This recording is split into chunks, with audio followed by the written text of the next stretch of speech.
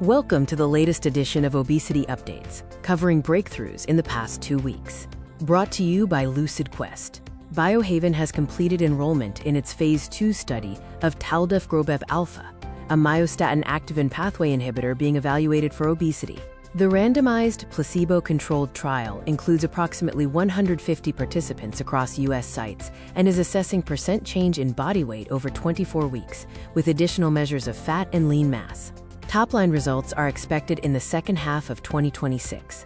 Medivia has received IRB approval to advance its GLP-1 and glucagon dual agonist, DA1726, into higher-dose Phase 1 cohorts. The study will evaluate dose escalation up to 48 mg and 64 mg in adults with obesity. Initial dosing is expected in April 2026, with data anticipated in the fourth quarter of 2026, building on earlier signals across weight, glucose, and waist circumference. Rhythm Pharmaceuticals has secured FDA approval for Imcivree or setmelanotide in acquired hypothalamic obesity.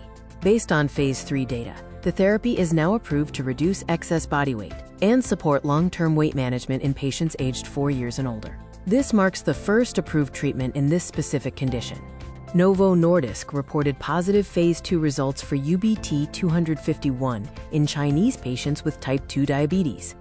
The triple agonist targeting GLP-1, GIP, and glucagon pathways demonstrated up to 9.8% mean body weight reduction and up to 2.16% reduction in blood sugar after 24 weeks, alongside improvements in additional metabolic parameters.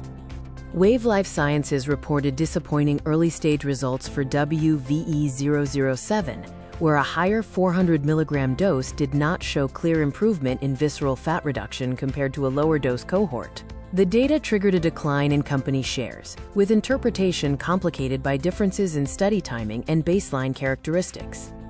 Viking Therapeutics has completed enrollment in its Phase 3 Vanquish 2 trial, evaluating VK2735, a GLP-1 and GIP dual agonist. The study includes approximately 1,000 adults with type 2 diabetes and obesity or overweight, with % change in body weight versus placebo as the primary endpoint. Rhythm Pharmaceuticals also received a positive opinion from the CHMP in Europe for Imcivree in acquired hypothalamic obesity.